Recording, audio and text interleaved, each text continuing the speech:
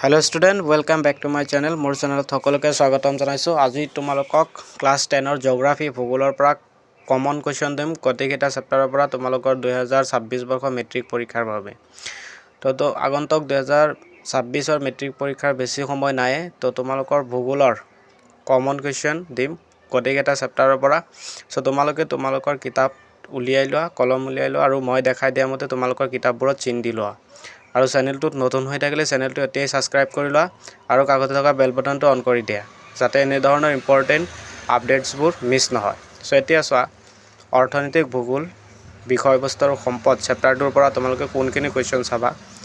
so এই চেপ্টাৰটোৰ পৰা তোমালোকৰ 7 মাৰ্ক আহিব তাৰে 4 মাৰ্ক কোৱেশ্চন আহিব 2 মাৰ্কৰ দুটা আৰু 3 মাৰ্ক এমসিকিউ আহিব টোটাল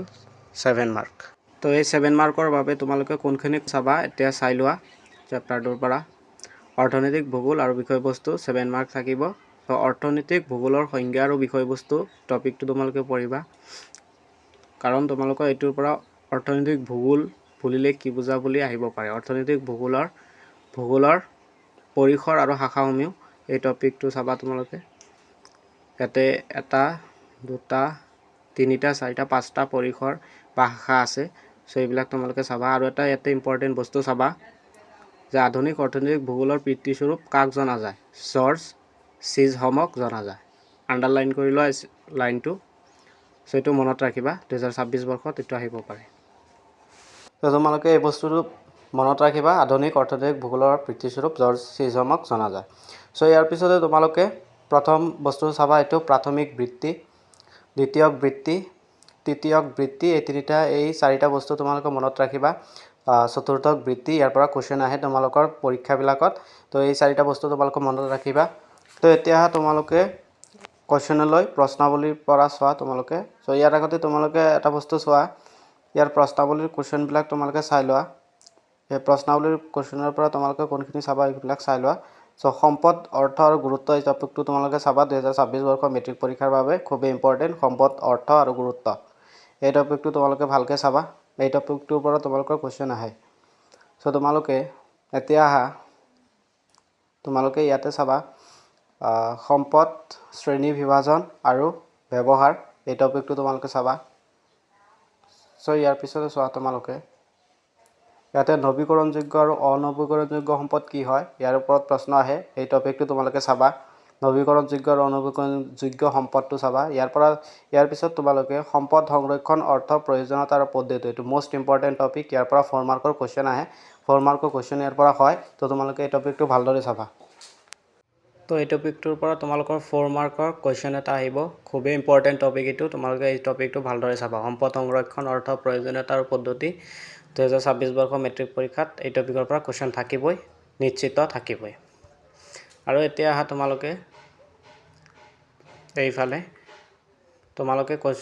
অনুসলনি কোৱেশ্চনবোৰ চোৱা কোনকেটা চাবা সো ইয়াতে 1 নম্বৰ কোৱেশ্চনটো তোমালোকে চাবা অৰ্থনৈতিক ভূগোল কাক বোলে ইয়াৰ বিষয়বস্তু কি অৰ্থনৈতিক ভূগোলৰ প্ৰধান শাখাবোৰ উল্লেখ কৰা সো এই কোৱেশ্চনটো তোমালোকৰ এছএলসি এক্সাম 2023 বৰ্ষত আহিছিলে আৰু 2026 বৰ্ষতো আহিব আৰু ইয়াৰ 2 নম্বৰ কোৱেশ্চন 2 নম্বৰটো চাবা 2 নম্বৰটো আহিব আৰু 6 নম্বৰটো চাবা 6 নম্বৰ কোৱেশ্চনটো চাবা আৰু ইয়াৰে 7 নম্বৰ কোৱেশ্চনটো চাবা সো 7 নম্বৰ কোৱেশ্চনটো চাবা আৰু ইয়াতে তোমালোকে এটা চাব লগা নাই এটা তোমালোকে চাব নালাগে তো ইয়াতে তোমালোকে 15টো চাবা 16 চাবা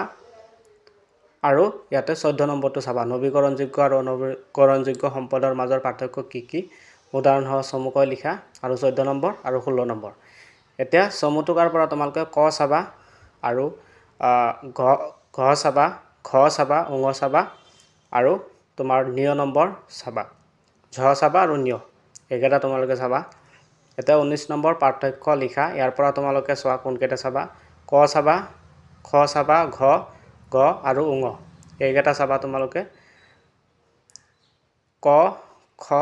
ঘ আৰু ঙ আৰু এতে এমসিকিউ শুদ্ধত্বটো বাছি লোৱা যেকেটা তোমালোকে চাই থবা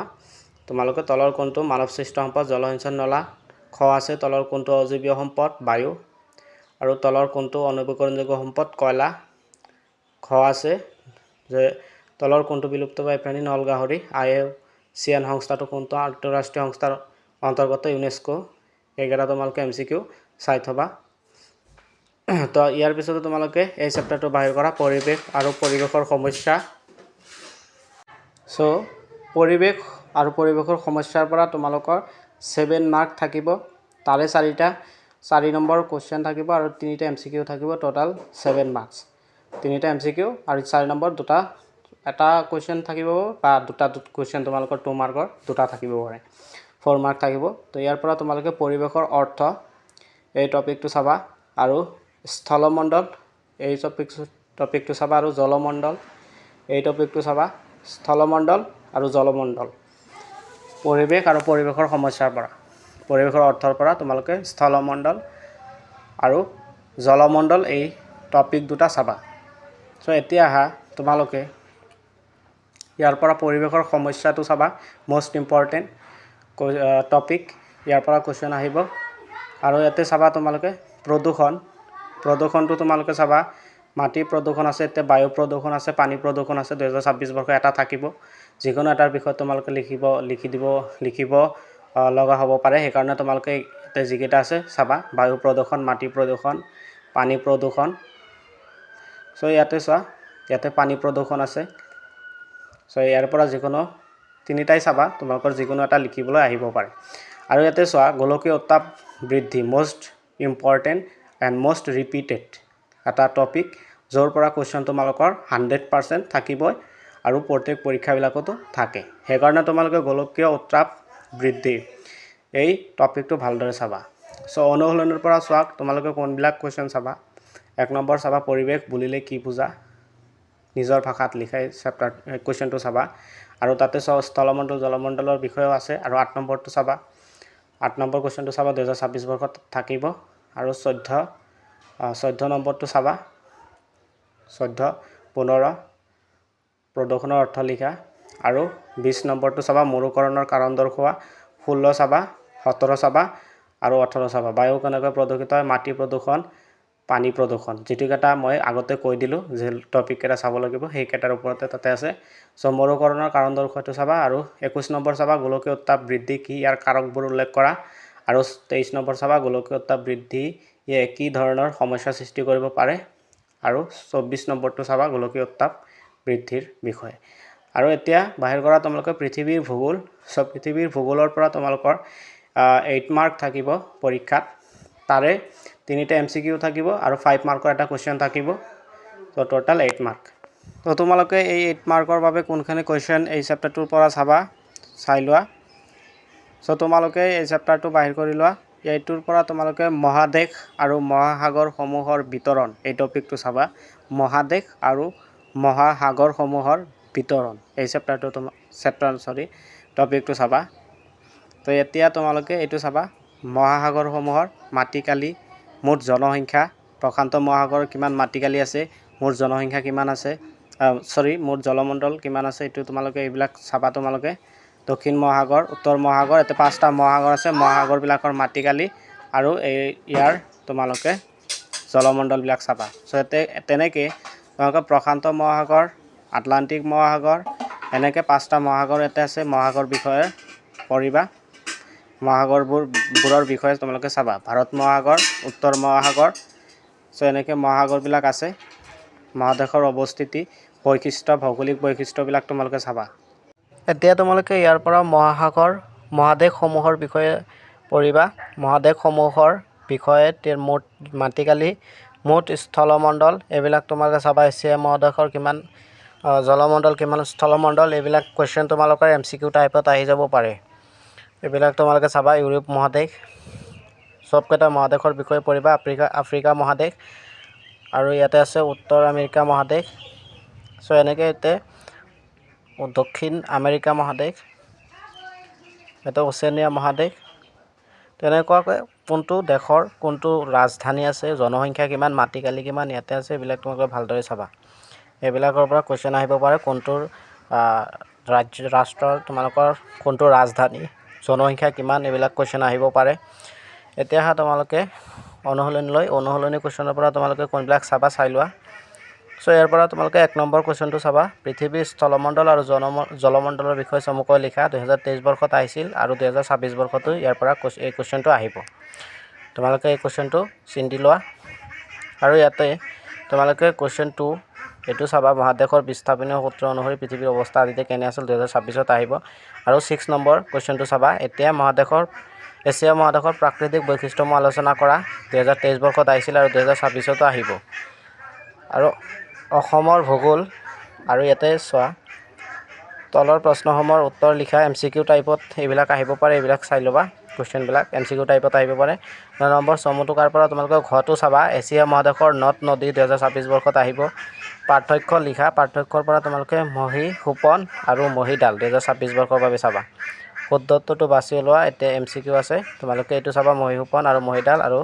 11 নম্বৰত আছে শুদ্ধ উত্তৰ বাছি লোৱা পৃথিৱীৰ বৃহত্তম মহাসাগৰ কোনখন সো প্ৰশান্ত মহাসাগৰ তোমালোকে এতে এমসিকিউ বিলাক চাই লবা 1 মাৰ্কৰ পৃথিৱীৰ ক্ষুদ্ৰতম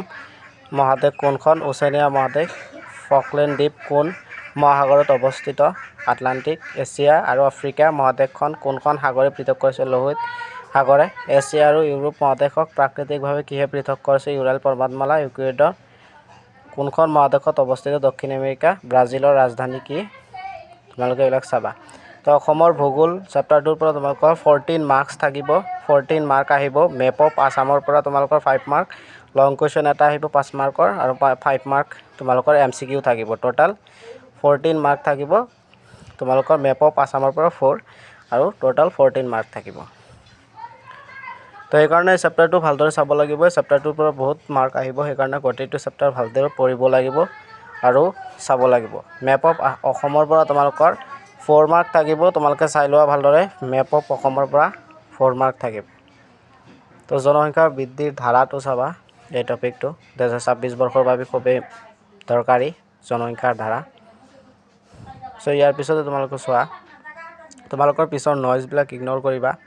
পিছত বহুত হাল্লা হৈছে এইবিলাক তোমালোকে ইগনোৰ কৰিবা সো ইয়াৰ বিপৰীতে প্ৰতি বৰ্গ কিলোমিটাৰ মাত্ৰ 44খন লোকে বাস কৰা ডিমা হাছাও পাৰ্বত্য জিলাখন আটাইতকৈ হেৰেঙা বসতি জিলা হিচাপে চিহ্নিত হৈছে সো এইটো চাবা কিমান কেটা জিলা আছে অসমত জিলাৰ মাটিকালি জনসংখ্যা এইবিলাক চাবা আৰু এইখিনি বস্তু চাবা চিৰাং কামৰূপ মেট্ৰ বাক্সা আৰু ওদালগুৰি 2001 চনৰ লোকপিয়লৰ পিছত গঠিত হোৱা বাবে 2001 চনৰ 4 জিলাৰ তথ্য দিয়া নাই এইখিনি বস্তু তোমালোকে চাবা 6টা জিলা ইয়াতে অন্তৰ্ভুক্ত নতুনকৈ কৰা হৈছিল সেইকেইটাৰ বিষয়ে তোমালোকে চাবা আৰু এইটো চাবা জনসংখ্যাৰ বৃদ্ধিৰ কাৰণ মোষ্ট ইম্পৰ্টেন্ট টপিক এই চেপ্টাৰটোৰ মোষ্ট ইম্পৰ্টেন্ট টপিক এইটো আৰু মেপটো চাবা মেপটোৰ পৰা তোমালোকৰ মেপটো আঁকিব দিব আৰু কিছুমান জায়গা তাতে চিহ্নিত কৰিব দিব তাৰ পৰা 4 মাৰ্ক তোমালোকৰ আহিব সো এতিয়া চোৱা তোমালোকৰ মেপ অফ আসামৰ পৰা তোমালোকৰ 4 মাৰ্ক থাকিব এতিয়া তোমালোকৰ কোৱেশ্চনলৈ আহা কোৱেশ্চন বিলাক চোৱা কোনবিলাক কোৱেশ্চন তোমালোকে চাবা কোৱেশ্চন বিলাক চোৱা চাই লোৱা কোৱেশ্চন বিলাক অনুশীলনীৰ পৰা অনুশীলনী প্ৰশ্নৰ পৰা তোমালোকে চাই লোৱা সো ইয়াৰ পৰা প্ৰথম প্ৰশ্নটো চাবা অসমৰ মাটিকালি আৰু 2 3 4 পাব আৰু 7 চাব 8 চাব 14 চাব 15 চাব 15টো চাবা 16 চাবা 17 18 19 20 21 22 23 24 25 24 টো 26 টো 26 27 28 29 30 31 লৈকে তোমালোকে সেইখিনি চাবা তো এতিয়া তোমালোকে অৰ্থনৈতিক ভূগোল বিষয়বস্তু সম্পদ গোটেইকেইটা চেপ্টাৰ তোমালোকৰ হৈ গ'ল গোটেইকেইটা চেপ্টাৰৰ পৰা তোমালোকক কমন কুৱেশ্চন দেখাই দিলোঁ তো তোমাৰ দেখাই দিয়া কুৱেশ্চনখিনি তোমালোকে চাইলেই হ'ব তোমালোকে মেট্ৰিক পৰীক্ষা আৰু কিতাপটো ভালকৈ ৰিভিজন কৰিবা পঢ়িবা ভালকৈ গোটেইখিনি চেপ্টাৰ ভালদৰে ৰিডিং পঢ়িবা আৰু মই দেখাই দিয়া কুৱেশ্চনখিনি চাবা এইখিনি চালে হৈ যাব